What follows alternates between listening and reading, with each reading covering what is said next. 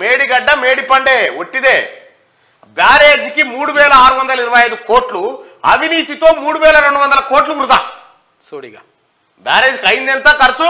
3625 కోట్లు అయితే అందులో అవినీతి ఎంత? 3200 కోట్లు వృధా. 32 మంది అధికారులకు పాత్ర. బ్యారేజీ నిండా సమస్యలే, రిపేరు చేసినా నిరుపయోగమే. విజిలెన్స్ ప్రాథమిక అంచనా, త్వరలోనే మధ్యంతర నివేదిక. మరమ్మతులకు 500 కోట్లకు పైనే అంచనా వేసిన నిర్మాణ సంస్థ అంటూ ఒక వార్త. ఇప్పుడు కాళేశ్వరాన్ని రిపేరు చేసినా లాభం లేదు, రిపేర్ చేస్తే ఉల్టా పైసలు, అంతే. చేయకపోతేనేమో కాంగ్రెస్ వాళ్ళకి శాత కాలేదు, గిది కూడా చేయలేదు, తచ్చడు మచ్చెత్తలేదని కేసీఆర్. తచ్చడు మచ్చెత్తుతుంది కూడా ఇప్పుడు అవకాశం లేకుండా చేశాడు కేసీఆర్.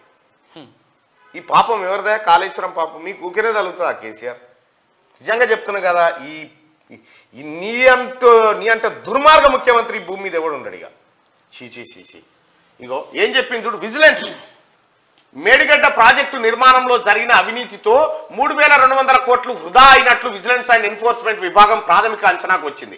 ఈ వ్యవహారంలో 32 మంది అధికారుల పాత్ర ఉందని నిర్ధారించింది. 32 మంది అధికారులు.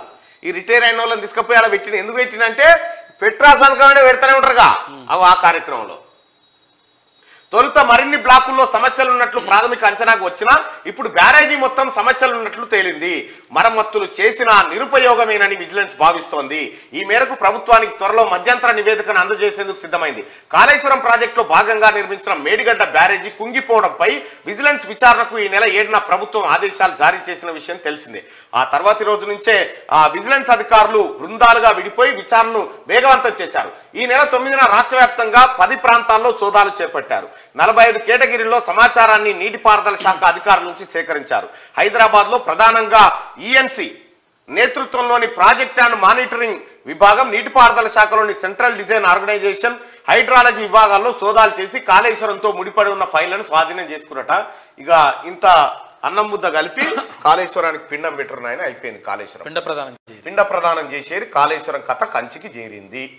ఇక కాళేశ్వరం అనే టాపిక్ లేదు, ఒడిచిపోయింది.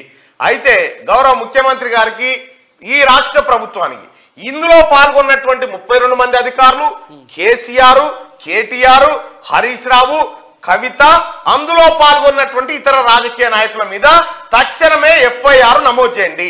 ప్రాథమిక అంచనా ఎట్లాగో నివేదిక ఇచ్చింది విజిలెన్స్ కమిటీ కాబట్టి ఖచ్చితంగా వీళ్ళ మీద ఎఫ్ఐఆర్ను నమోదు చేసి అధికార దుర్వినియోగం, అవినీతి, బంధుప్రీతి ఈ అన్ని కార్యక్రమాలకు పాల్పడ్డటువంటి కేసీఆర్ కుటుంబం పైన తక్షణమే ఎఫ్ఐఆర్ నమోదు చేయాలి. వాళ్ళ పైన క్రిమినల్ కేసులు పెట్టాలి.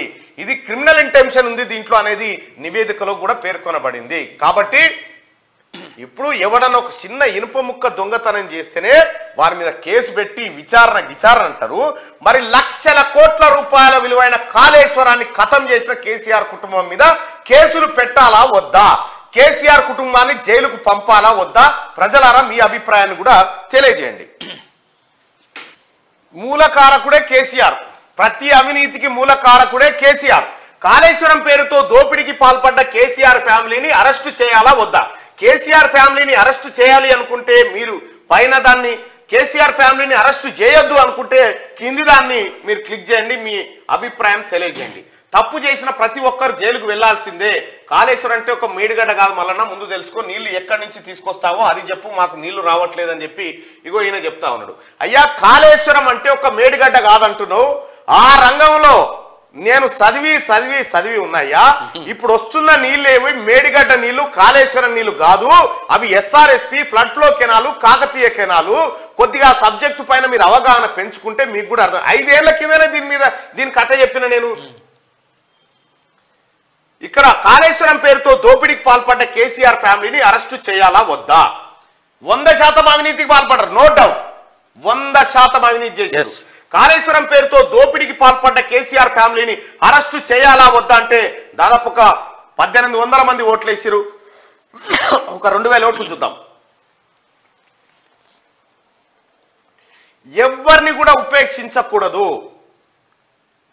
కాళేశ్వరం పేరుతో కేసీఆర్ ప్రమేయం లేకుండా ఏం జరగలేదు. అందుకోసమే రేవంత్ రెడ్డి గారు ఏం చెప్పిండు? పులి బయటకు వస్తే బోన్ తయారుందని చెప్పిండు.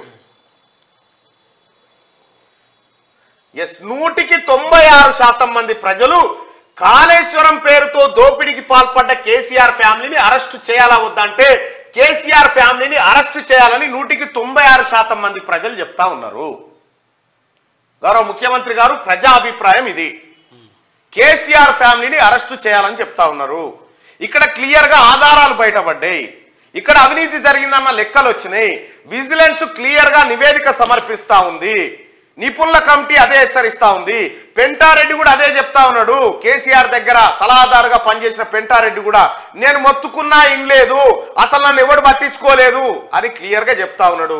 మరి ఈ నేపథ్యంలో కాళేశ్వరం పేరుతో దోపిడీకి పాల్పడ్డ కేసీఆర్ ఫ్యామిలీని అరెస్టు చేయాలా వద్దా? అరెస్టు చేసి వాళ్ళ ఆస్తులన్నీ జప్తు చేసి ఆ ఆస్తుల ద్వారా ఆస్తులన్నీ రికవరీ చేసి ప్రభుత్వ ఖజానాలో జమ చేయాలి. ఇది చేయకపోతే ఇప్పుడు 6 గ్యారంటీలు కాదు, ఇది అత్యవసరం. ఇది అత్యవసరం.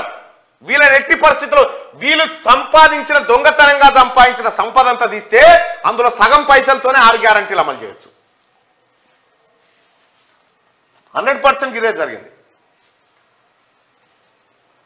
సో ఆ వరంగల్ నల్గొండ ఖమ్మం పట్టభద్రులు ఎవరైతే ఉన్నారో బాయ్ ఓ లింక్ లగాదే ఉస్మే మీకు లింకు కూడా డిస్క్రిప్షన్లో ఉంటుంది చూడండి. ఫామ్ 18కి సంబంధించిన లింకు. దయచేసి వరంగల్ నల్గొండ ఖమ్మం పట్టభద్రులారా మీరు మీ ఓటును నమోదు చేసుకోండి. మీరు ఇప్పుడు ఓటు నమోదు చేసుకుంటేనే ఓటు హక్కును వినియోగించుకునే హక్కు ఉంటుంది మీకు, లేకపోతే అవకాశం ఉండదు. దయచేసి మీకు ఇక్కడ డిస్క్రిప్షన్లో ఉంటుంది, అలాగే మీకు ఇక్కడ చాట్ బాక్స్లో కూడా ఉంటుంది. జ్ఞానేశ్వర్ అన్న మల్లన్న మన జ్ఞానేశ్వర్ మటన్ షాప్ సంగతి జ్ఞానేశ్వర్ విలువ అంటూ గౌరవం కాడు ఉంటాడు. జ్ఞానేశ్వరు వస్తే ఆయన దెబ్బతింటది. మళ్ళీ కేవలం ఆయన కేసీఆర్ కాన్వాయ్ పోతుందంటేనే ఇట్లా చూసి కొయిరా మరకన్ కొయిరా వచ్చింది సారు. మొత్తం ఏం తిందాము ఏం తాగుదాము యాటకూర భోజనము కమ్మటి తిండి ఇవే కేసీఆర్ తిన్నాయి. ఇటేవో లక్షల కోట్ల రూపాయల సంపద ఎవనయ్యా జాగీరని కేసీఆర్ నీ అయ్యదా తాతదా ఎవరిది ఈ సంపద? మాది. తెలంగాణ ప్రజల నోట్ల మట్టి కొట్టినావు నువ్వు. ఈ బిడ్డలకేం భవిష్యత్తు లేకుండా చేసినావు. ఓ బడిని సక్క చేసినోని కాదు, ఓ దవాఖాన సక్క చేసినోని కాదు, అస్తర్కారు చేసి అవతల పడ్డావు కథం. ఏముండే కేసీఆర్ కట్టిన ఏ ప్రాజెక్ట్ ఆయన డబుల్ బెడ్రూమ్ ఇల్లు ఎంత అందామో అది అంతే.